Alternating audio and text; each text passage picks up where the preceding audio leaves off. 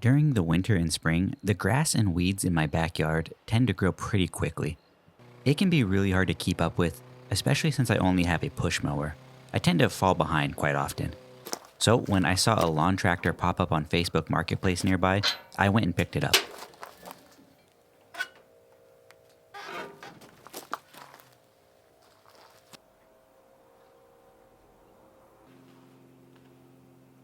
Now, unloading took a little longer than expected. The guy I bought it from had ramps at his place, so he told me I wouldn't need to bring any over. But once I got home, I realized the aluminum ramps I have just weren't going to work.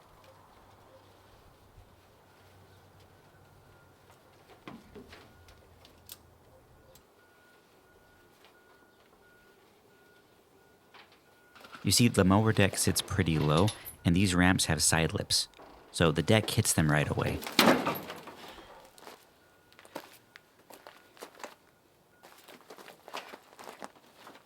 There wasn't really another way to try it, so I guess I'll just have to get some different ramps. Well, fast forward a couple days later, this ramp kit shows up from Amazon. It's pretty simple, just steel plates that bolt onto the end of a board and turns it into a ramp. They're meant for 2x8s, but I went with the 2x10 instead. I wanted that extra width.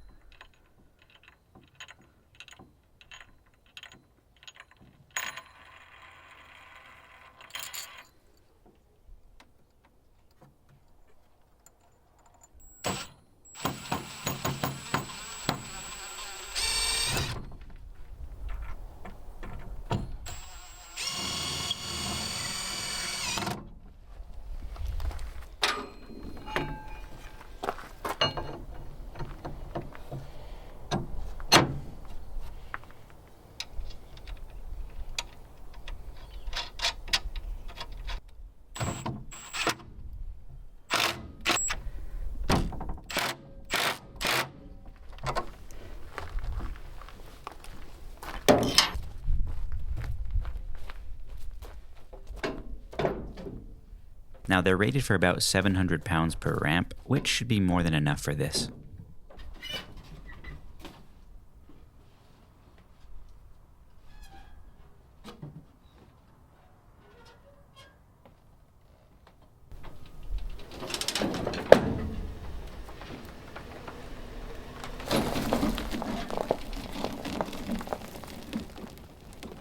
Now that it's off the trailer, let's talk about what I actually bought.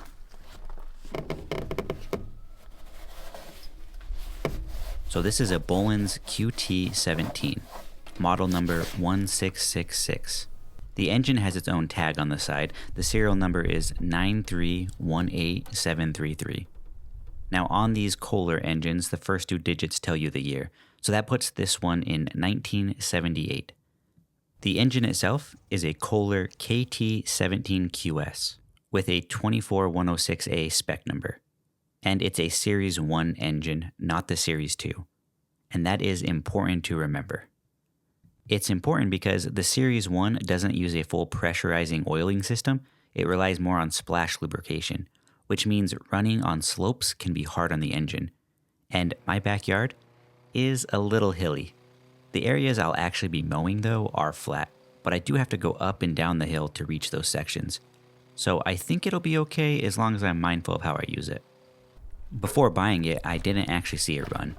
The seller said it ran before he parked it, which seems to be the case for just about everything that doesn't run. So before we try to start it, let's check the oil. It is a little low.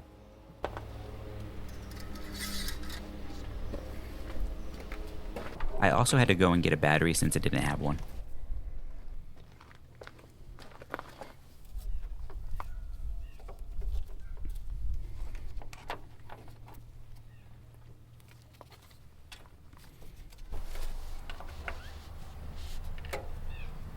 Now, when I tried to start it, nothing happened. But it turns out the battery cables weren't on tight. So after fixing that, I tested it again. First, I turned on the headlights, and those work, so that's awesome. Now let's see if this will turn over.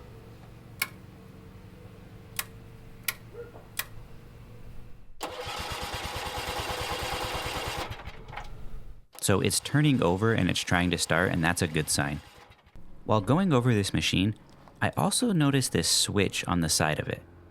Now, I looked up photos of this model and I didn't see any with a switch like this, but it didn't take long to figure out what it was though.